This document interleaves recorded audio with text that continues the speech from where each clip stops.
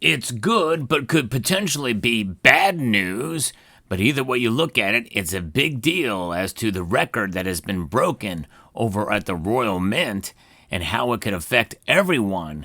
Let's talk about it in this video as we explore.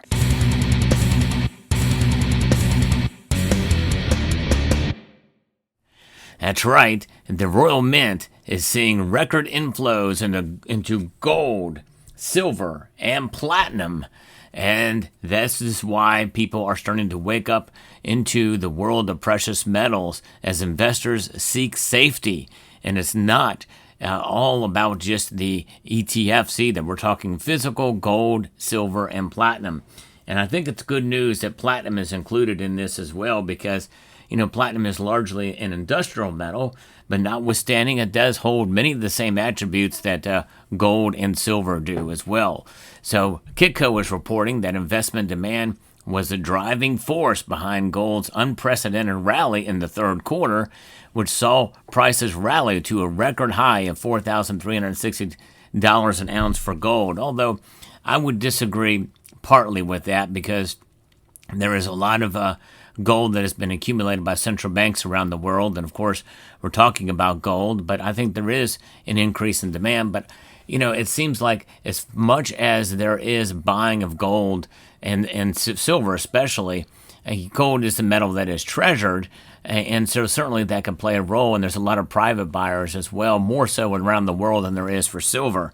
But nonetheless, no matter what, Summit Metals is a great bullion dealer. Next time you want to buy precious metals, especially if they're from the Royal Mint or even other mints, they have got a good and growing selection there. Experience their great customer service for yourself and to elevate your wealth by clicking on the link down in the description below. Investors piled into gold-backed exchange-traded funds at a record pace. They also had an appetite for physical precious metal. This is great news, folks. This week, the British Royal Mint reported total bullion coin sales revenue up 102%. That's amazing compared to the same quarter last year and 6% higher than in the previous quarter. The British Mint doesn't provide specific sales figures. However, it said that gold gain sales revenue rose 5% quarter on quarter, maintaining robust levels established earlier in the year. Meanwhile, silver demand saw extraordinary demand as well, with coin sales surging 44% compared to the previous quarter and 83% from last year. That's another big deal. The Mint also saw solid growth in its digital precious metal products. Royal Mint's VAT-free DigiGold range achieved record investment with total inflows up 156% compared to the same quarter last year.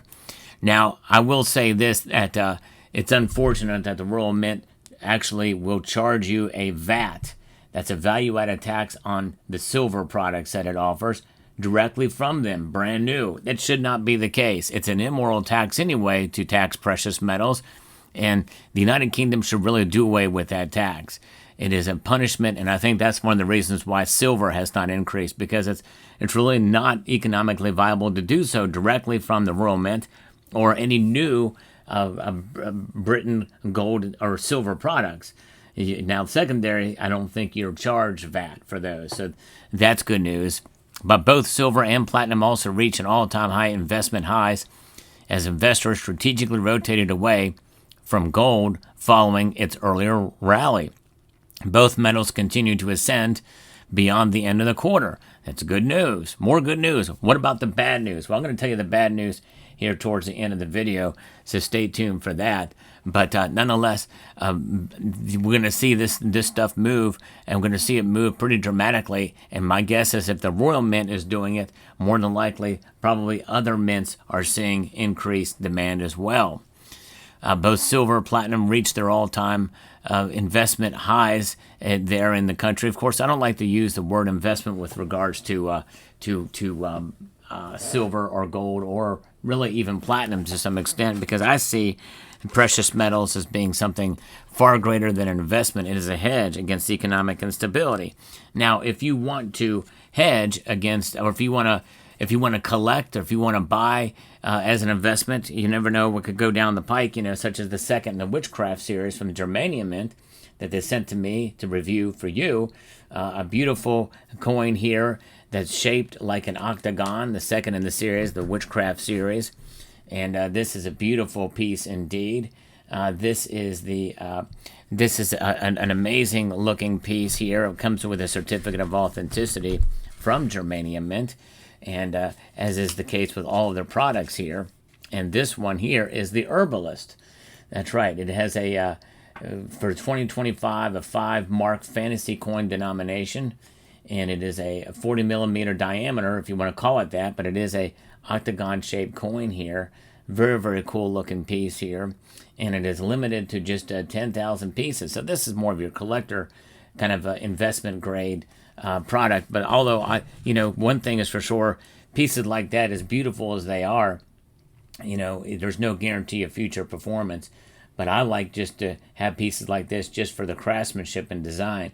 You can see the runes here on the reverse with the cool looking design features coming out and sprouting out. The dragon's kind of spinning up there. Pretty wild, pretty intriguing indeed. And there's the bicephalic Germania Mint coat of arms there, and the year of issue, Germania Mint, and the designation and the weight and purity there. Very, very cool. So, beautiful piece here from the Germania Mint they sent to me to show you. But going back to what's going on in this case with silver, gold, and platinum from the Royal Mint specifically. The Royal Mint is one of the oldest mints out there, operational and the like, and the fact that they offer these bullion products is pretty amazing, and to see this demand pick up here is pretty wild. Now, Stuart O'Reilly, Market Insights Manager at the Royal Mint, said that geopolitical and economic uncertainty are driving new and seasoned investors into hard assets, and this is where it could potentially be bad news. There are investors who already understand the strategic role of precious metals in a portfolio and are already aware of the capital gains tax exemption that UK bullion coins convey, unless they're silver. They're choosing now is the time to increase their allocations. In October, we saw a 70% increase in purchasers, with customers spending an average twice as much as they did in October of last year. Robust demand in the United Kingdom highlights an interesting regional dichotomy in the marketplace. According to data from the World Gold Council, U.S. gold bar and coin demand was the only region to see a year-over-year decline in the third quarter. The World Gold Council said, and that's obviously gold. Of course, gold is cost prohibitive now, especially in the 1 ounce form, but even some of the smaller weights it's very difficult to save up to get some gold. But people can do it, and they've found ways to get gold in interesting and creative ways, especially the gram bars and like that from Summit Metals.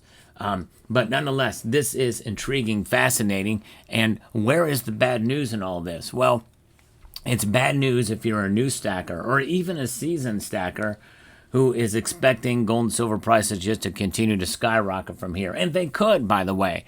I think now everything is on the table in terms of precious metals. But we have been spoiled in 2025, and in many cases even before that, when we've seen gold doubled in the past couple of years and silver moved to a new nominal high. And many people feel like, well, the momentum is there. It's just going to continue to go up. But there's more to precious metals than just its price, especially gold and silver. They are something that you should think about to have for the long term, and in order to preserve your wealth over the long course of time against an inflating dollar or pound. It's really, that's what it's about. And if you're paying a VAT on silver, you're not going to get that money back if you go to sell it. So it's about holding for the long term. The more people that understand that it's wealth outside of the system, no matter what the price does, then they will be better prepared for market moves, especially the volatility in the market. That's the one thing I'm trying to warn folks, that especially if you're new to stacking, or if you've been stacking for a while and you see this as a momentum and you're getting excited, and we're going to see triple-digit silver and gold climb up to $5,000-$6,000 in the next couple of months. Anything can happen, and that includes a a big correction and a consolidation period. In other words, we should be prepared that we're now at the end of the bull run. That should be a possibility that plays itself in your mind. And whenever you make a purchase of any precious metal, you think about that you should be prepared that the price could drop almost as immediately as you confirm your order online or take it out of the store with you at your local coin shop. You should prepare for that eventuality. It's going to happen at one point or another. There's going to be a consolidation period. There's going to be a normalcy back into the market. What that's going to look like on the other side of it, well, that's what this channel's been talking about for a long time.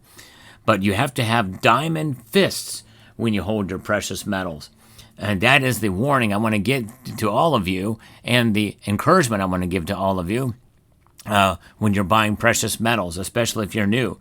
You have a diamond fist when you buy your metals and you hold on to them tight. You grip it tight in your hand.